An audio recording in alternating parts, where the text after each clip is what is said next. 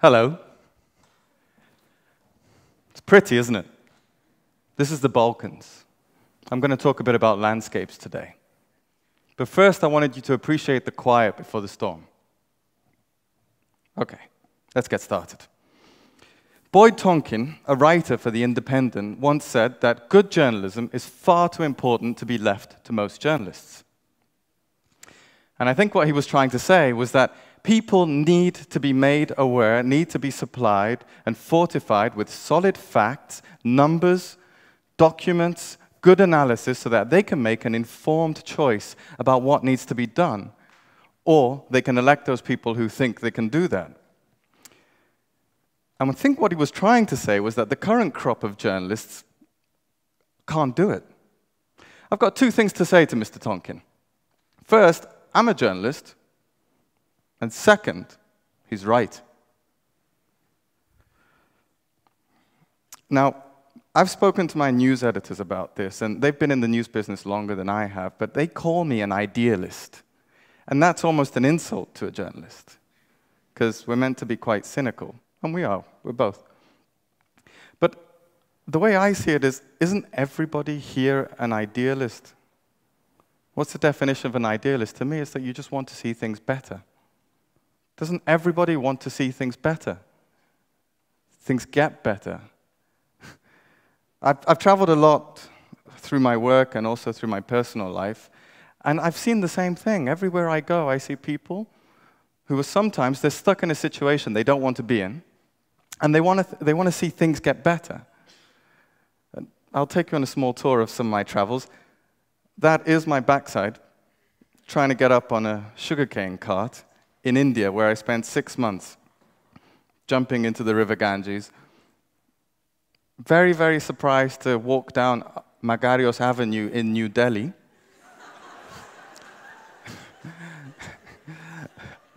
You want to see that again, don't you?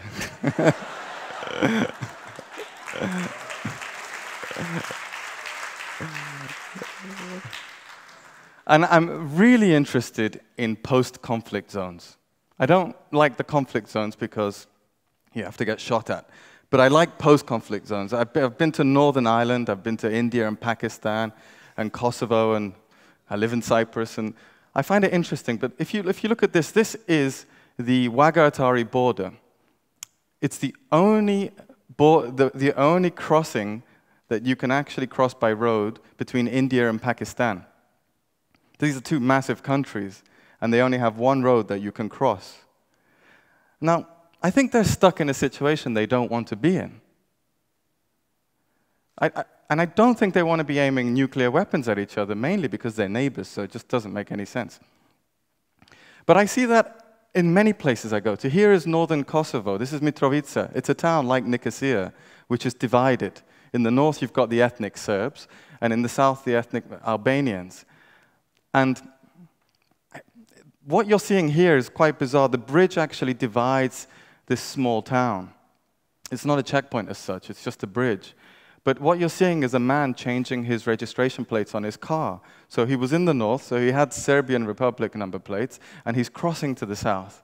And he's putting on the Kosovo plate so he doesn't attract attention. I think he's stuck in a situation that he doesn't want to be in, and I think he wants to see things get better.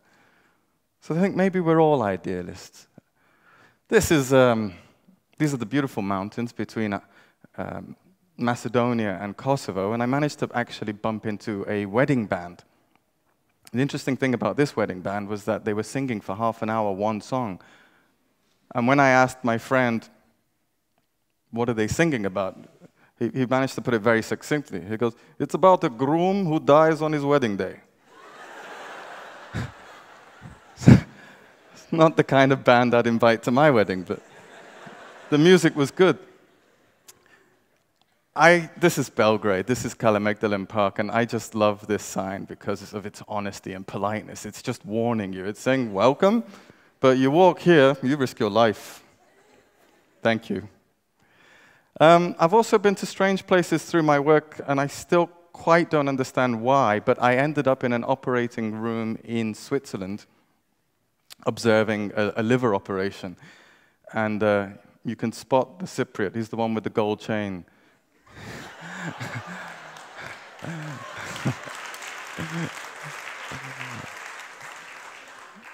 Now, one of the interesting things about Switzerland is they have really active citizenship. They really do vote about everything.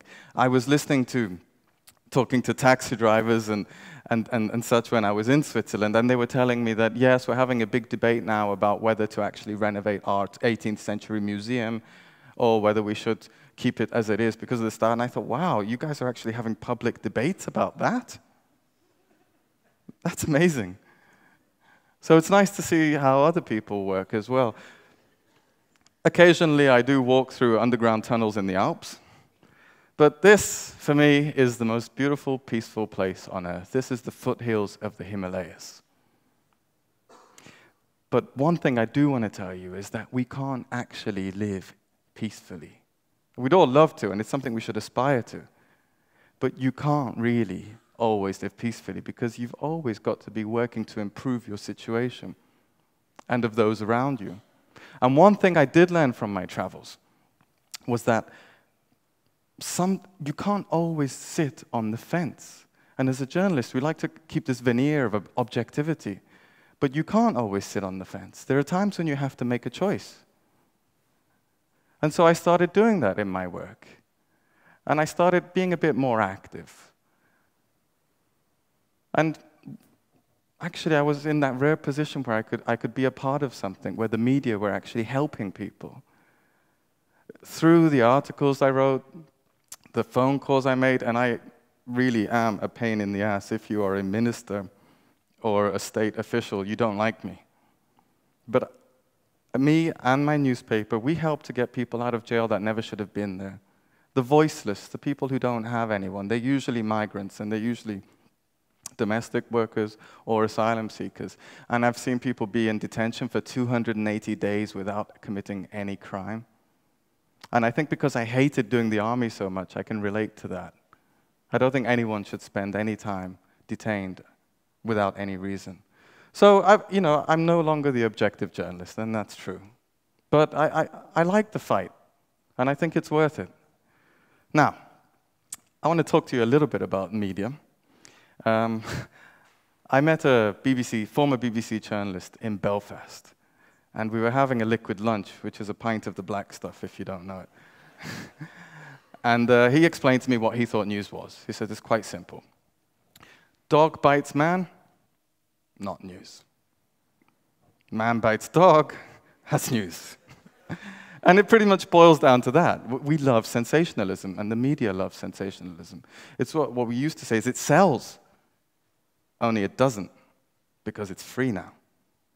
Nothing sells. But it's still very popular.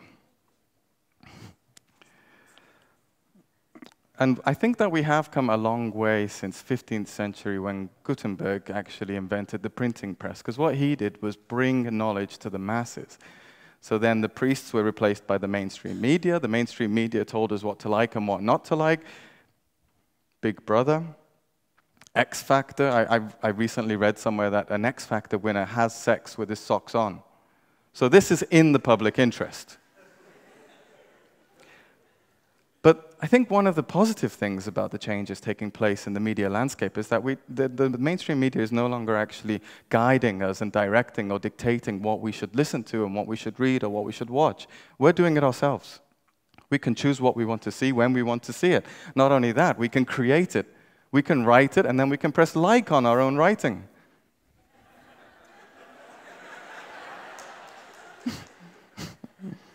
I know it happens. And not only that, the way that news is distributed, it's so fast now, it's in real time. I'll give you some quick examples. A couple of months ago, we had a story whereby a driver must have been in a rush to pay his electricity bills. You know about that. And he actually drove into the bank. And when I say into the bank, I mean into the bank. Through the shop window, straight to the bank teller. And at the newspaper, we found out about that within 10 minutes, not because we're great journalists, but because a member of the public was there, posted a photograph on Facebook, and one of my colleagues saw it, and that was it. We called the police. We did our bit, we found out what happened, and we put a story in the newspaper the next day. The next day. It's already been all over Facebook 18 hours ago, so you're getting the picture of how defunct newspapers are becoming. Another example of how fast news is shared and distributed is a couple of weeks ago, a minister was driving to the finance ministry when he was stopped by 2 bailiffs. And they got him out the car and they said, "Give us your keys. We're seizing this car," because they had a court order, the state owes somebody money. And within hours, somebody had posted something on Facebook which had the minister's face imposed on a poster of the Hollywood movie.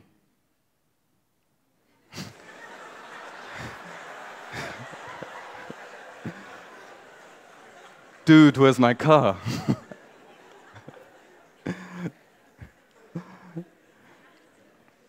But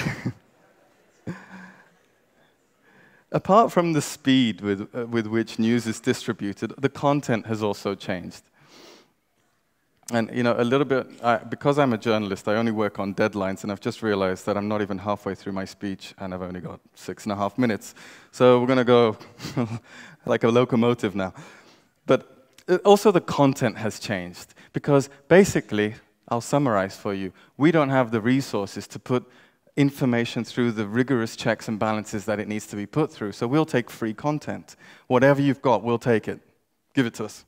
Okay? If it's a government press release, if it's a company advertorial, if it's lies, if it's propaganda, whatever it is, we slap it on the page and we put it, because we just don't have any. We have shrinking newsrooms, we have lower revenue, and this is what we have to do. And what's the effect of that? Is that there's a blurring of the lines between what's news, what's gossip, what's comment, what's advertising, what's propaganda. And I have a personal hate for targeted advertising. I mean, how many of you have been writing an email and then an ad pops up of a Russian mail-order bride? Why? So my definition of news now, in this changing landscape, is that it's anything that gets noticed or else is generated with the purpose of getting noticed. It's very broad. But a real wake-up call for me as to how much things are changing is when I interviewed someone for a journalist job at the paper a couple of weeks ago, and she came in and I said, "So what papers do you read?" And she said, "I don't." I said, "Okay. But you do read our paper, right? The one that you're applying to get a job in." And she replied, unblinking, "No." And I said, "Okay, so where do you get your news from?" She said, "Facebook." Duh. It's so obvious. And I looked at her and I thought, there's 13 years difference between us, but there's 3 generations that have passed. And I don't know how or when, but there's a massive difference between us. So you probably realize by now I'm a bit of a dinosaur. I don't really know much about technology. And I can't really accept that I will form an opinion based on different comments, unsubstantiated facts that are posted around on Facebook. I really need to feel that there's someone somewhere making phone calls, calling the people involved, grilling them with questions until they hate them, and then writing a report on it. And then I'll read that, and then I'll read another one, and then I'll formulate an opinion. And I just can't accept that my news will be a pick and mix, like a sweet bag, where 1 minute you're clicking on a post someone shared, which is telling you about the 20,000 drones that Obama has brought into operation since his administration took over to kill or assassinate people believed to be bad, or people standing next to people believed to be bad. And then the next minute, in the same minute, actually, you're clicking on another shared post, which takes you to an article from The Onion, which is speculating on the size of Yoda's penis. And perhaps you're not even sure which one's the satire. It gets confusing.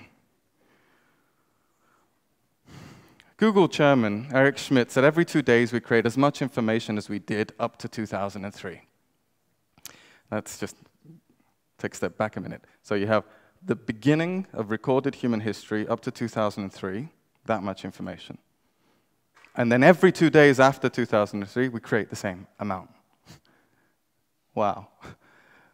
we must be extremely advanced human beings, or very chatty.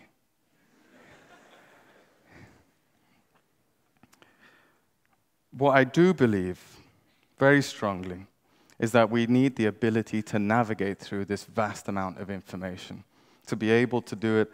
And I think we're not doing that, and I think our schools are not teaching kids that either. And I think rather than instilling religious dogma in children, we should be giving them access to and teaching them how to handle the wealth of human knowledge that is at our fingertips.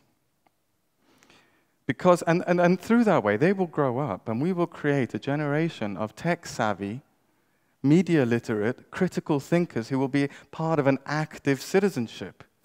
Hell, we can even give them Swiss passports. Because, ladies and gentlemen, I guess what I'm trying to say, and I should wrap up, is that pressing like and share on its own is not enough. It's just not enough. It won't stop a state going bankrupt. It won't stop the rise of extremism. It won't reduce the gap between the rich and the poor, and it won't find you Joseph Kony. We need to do more than just pressing like and share. Otherwise, we'll be considered immature, not serious enough, disinterested. An EU expert came to Cyprus last year, and he half joked that, you know, whenever you ask the public a question, you always get the wrong answer. Hence the repeat referenda and the Lisbon Treaty. So if we show that we're not interested, then decisions will be made without us. When Vasilikos power plant blew up, there was no debate about whether we should replace it with photovoltaic energy to make every household self-sufficient. Maybe it's not viable, but where was the debate? The decision has been taken to build a liquefaction plant in Vasilikos to export our natural gas. Is that environmentally safe, the best option, most cost-efficient, strategically beneficial? Maybe it is. But where was the discussion? Where's the transparency? I think what I'm trying to say to you is that traditional forms of checks and balances are fading away. Okay, I'm sharing with you now. I'm getting personal. I am watching the demise of traditional journalism from within. And this is cheaper than therapy. So thanks for listening. Well, I haven't finished. I haven't finished. But what I am saying is that it's up to you. You know, we're passing the baton to you, citizen, journalists, active citizens. Do more than just press like and share, because otherwise, we've already left the theater and the politicians are playing to an empty audience. So what we need to do, well, what they need to do is to find their audience again, and we need to get on stage with them. Now, I want to leave you with the words of the Blessed Four. You have to believe it's getting better, a little better all the time. Thank you very much.